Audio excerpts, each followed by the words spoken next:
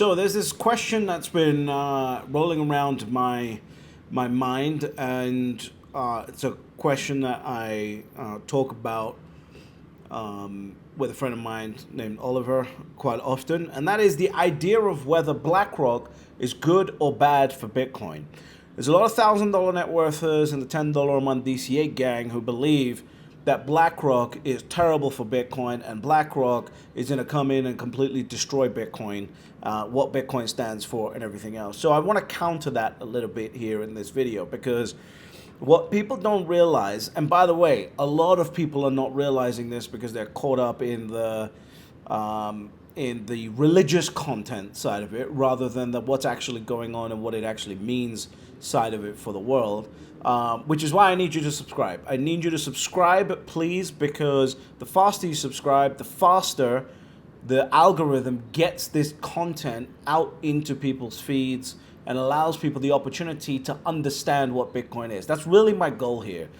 It's sheer arrogance to me when somebody realizes that BlackRock, the biggest asset manager in the world, is applying for a Bitcoin ETF, a fund where, an asset manager that has filed 576, maybe wrong on that, ETF applications and has been approved on 575, and the one that they were disapproved on, the entire industry was disapproved on. The fact that that asset manager is getting involved with Bitcoin and people are still too arrogant to learn about it, it blows me away. That part blows me away. So I want to talk about the what impact BlackRock has coming into Bitcoin and how it will impact the world and impact Bitcoin itself. What I'm going to say is going to sound a little bit controversial, because to me, BlackRock is excellent for Bitcoin. It is terrible for you. Now, what do I mean by that? Let's unpack that a little bit. BlackRock is excellent for Bitcoin. It's terrible for you. What I mean is, Bitcoin is currently on a path to becoming a store of value. And in order to become a store of value, you need the people that actually hold the value to acknowledge it as a store of value. Whether you like it or not, BlackRock manages $11 trillion or whatever it is of assets under management, of AUM. And the top 500 asset managers in the world control $130 trillion. $130 trillion of liquid assets in just the top 500 asset managers in the world. So if something is going to become a store of value, surely the people that are being depended on to maintain the value and store that value and grow that value need to be on board to understand what Bitcoin is. Surely that's the case. Surely we can agree at least on that. And that's what's happening now, right? A lot of people say, oh my God, then they fight you. Everyone wants to be in this constant fight element of it, right? Everyone wants to, feel like we're in a constant fight. The fight is over. The fight is won. The number one most powerful asset manager in the world is on television, national television, stating that Bitcoin is a flight to quality. It's over. Bitcoin won.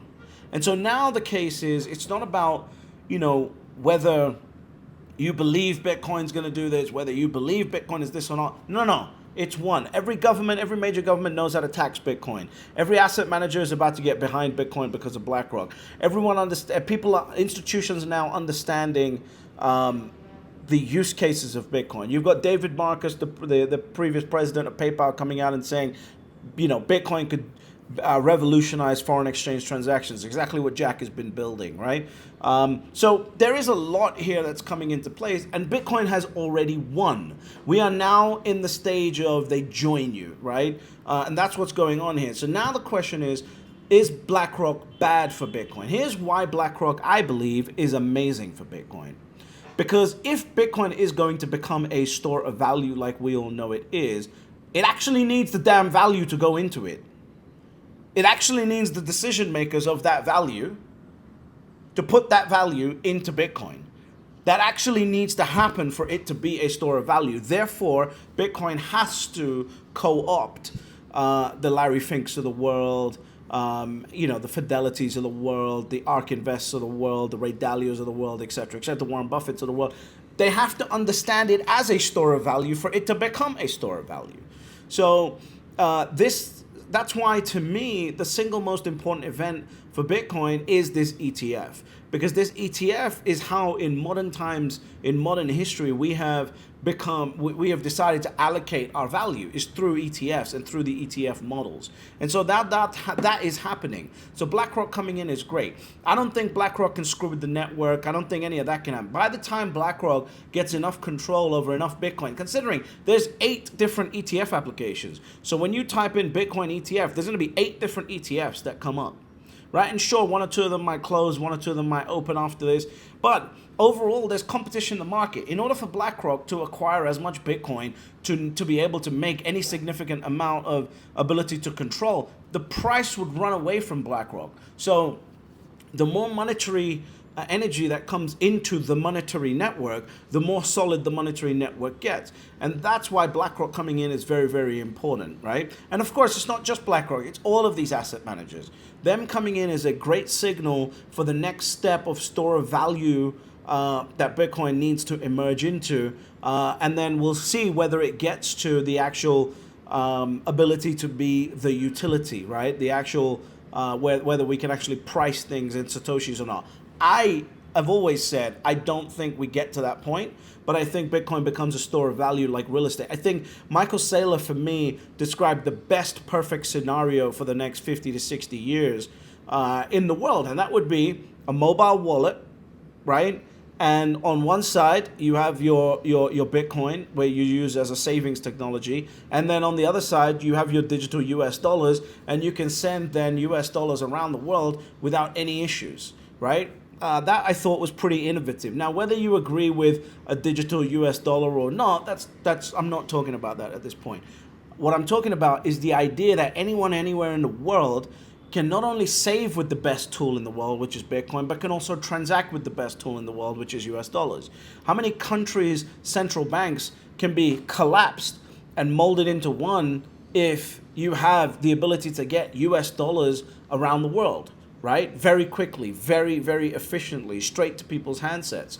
And so that, I think, is the continuation of the US dollar empire, and BlackRock jumping into it is very, very important. BlackRock coming into it sends some important signals. It sends a signal that BlackRock has done enough research to co-opt this asset as a flight to quality. Extremely important. Why? Because people depend on BlackRock, right? People have advisors, right? And I know the wet dream of Bitcoin Twitter is that everyone is personally responsible for their wealth.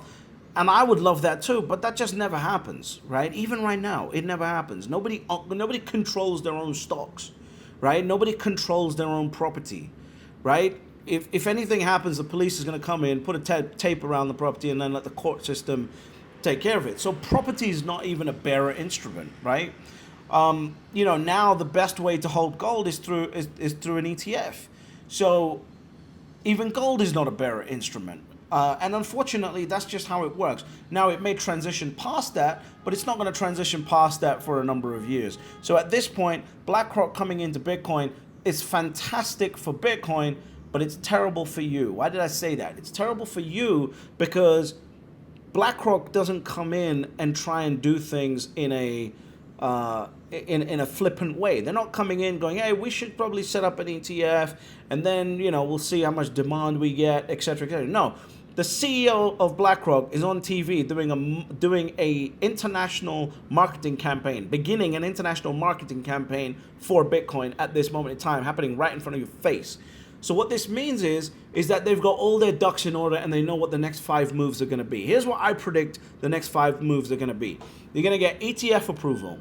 You're going to get Bitcoin is now ESG friendly. You're now going to get capital pivoting from ESG investments into Bitcoin. Then you're going to get BlackRock waiting to see what the performance is like to show the performance. And then the iShares sales team, which is their ETF department, is going to get on board in a bigger way and start selling the ETF more. In the meantime, what BlackRock will be doing for their private clients behind the scenes, this is just the ETF side I'm talking about. Behind the scenes, what they'll be doing is buying up Bitcoin infrastructure. They'll be buying up mining companies. They'll be buying up minor production companies. They'll be buying up energy companies. They'll be buying up all of these companies that have, layer 2 exposure to, or layer 2 or 3 exposure to Bitcoin. Then the next step will be BlackRock will go and create investments in companies like Strike, companies like whatever David Marcus builds next on Bitcoin, right? All of these companies will start getting investment from BlackRock because this is how BlackRock wins. They have their tentacles in every layer of the underlying investment. It's the similar way to the way that I build my portfolio. I have the macro play, which is Bitcoin, right? In this scenario, for them, it's their ETF. Then I have a layer 2 play to that, which is for me the public miners, and then they have a layer 3 play to that, which for me is call options on those public miners, which is a call option on the Bitcoin. So there's a strategic way that they come and take over and profit the most from their ad. There's a reason why BlackRock decided to go and buy up forest land when they started pitching ESG and carbon emissions, right? This is everything I'm talking about is not new here. They've done this, they've got a blueprint for it, and they're doing it. So why is it bad for you? Because they are not here to play around. They will give you $1 million a Bitcoin to take it from you because they know it's worth $5 million. Right? And a 500% return on investment is great for BlackRock. It's, $27,000 to $1 million sounds great for you, but it scares the shit out of BlackRock's investors because it's too much volatility. So going from $1 million to $5 million is easier to pitch to an institutional client than going from 27,000 to $1 million. It is much easier. It might not sound right for a lot of you watching this, but it is much easier to pitch a bigger, lower return investment because it feels safer. So the velocity is going to increase, and they're going to create this environment where they control the majority of the infrastructure, the majority of the layer 2, level 3, layer 3 plays, and then they're going to give you money for your Bitcoin. What I mean give you money is ride the price up, take your Bitcoin. You're going to be sitting there going, oh my God, Bitcoin's $1 million. I'm going to sell some Bitcoin and pay for my kids and this, that, and the other and go on holiday and all this other shit. And BlackRock's going to say, yeah, we'll give you $1 million. Cool, no problem. Why? Because the next phone call they'll make is to a sovereign wealth fund and they'll get $300 billion allocation because now Bitcoin's $1 million. The sovereign wealth fund gets triggered because it's a high enough market cap, and now it's a $20 trillion market cap, and now the sovereign wealth fund can start playing. That's how BlackRock's game works. So it is good for Bitcoin because it promotes the idea of Bitcoin as a store of value, and they are the biggest asset manager in the world. So therefore, having them on board actually rubber stamps Bitcoin as a store of value because they are trusted to dictate and pick what the stores of value are. But it's bad for you because they're coming after your damn Bitcoin. And a lot of people are thinking I'm joking. Just before I started recording this, JP Morgan put out an announcement. This is Jamie Dimon, who's literally like talking on camera weeks ago about he doesn't understand Bitcoin, he doesn't get Bitcoin, and now they're saying that JP Morgan expects there to be for the SEC to approve spot Bitcoin ETFs within a matter of months. If you don't understand how this game is being played right now and how serious it is for you, you're never going to get it. And most importantly, the worst part about this is that if you don't get it right now, you won't have another chance because there is only 21 million Bitcoin. What are you going to do? What are you going to do when you're making $50, $60, $100,000 a year and Bitcoin's sitting at $1 million a year? And you're sitting there going, oh, maybe I should have learned about it. Maybe when that crazy guy, British HODL, was telling me that I should learn about it, I should have actually taken a second to learn about it. Maybe when Larry Fink said it was a good, flight to quality, I should have actually learned about it. Most people are so comfortable living their life in regret. And that's the issue. Most people are so entirely comfortable living their life in regret that they'll be happy to do it again because they've been trained to do it over and over again. Why? Because the dream is always available. You can live in comfort, you can live in regret, and then one day, whenever you get serious, there will always be a property for you to buy. There will always be a stock for you to buy. Guess what? There will not be any more Bitcoin for you to buy. That's why this is important right now, and the window is closing, and I need you guys to help me spread this message to as many people as possible. This is why I'm doing these videos, and I know, let's say it over and over again, I won't be here in 8 years. There's no value in me being here in 8 years. This is a now situation because BlackRock is not only coming it's here, and every one of their friends is here.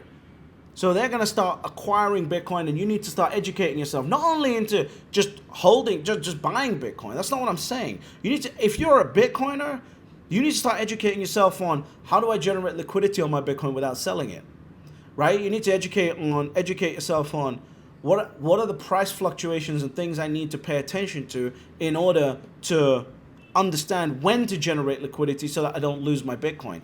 Start getting smarter, because the big boys are not only coming, they're now here. And they're going to come for everything. They don't just come for a small portion of it. They're going to come for everything. And they will have no issues giving you $1 million for your Bitcoin and laughing at you celebrating on Instagram that you took a fucking holiday. And despite that, there's still only 3 rules to Bitcoin. Step number 1, you buy Bitcoin. Step number 2, you shut the fuck up. And step number 3, you get fabulously wealthy.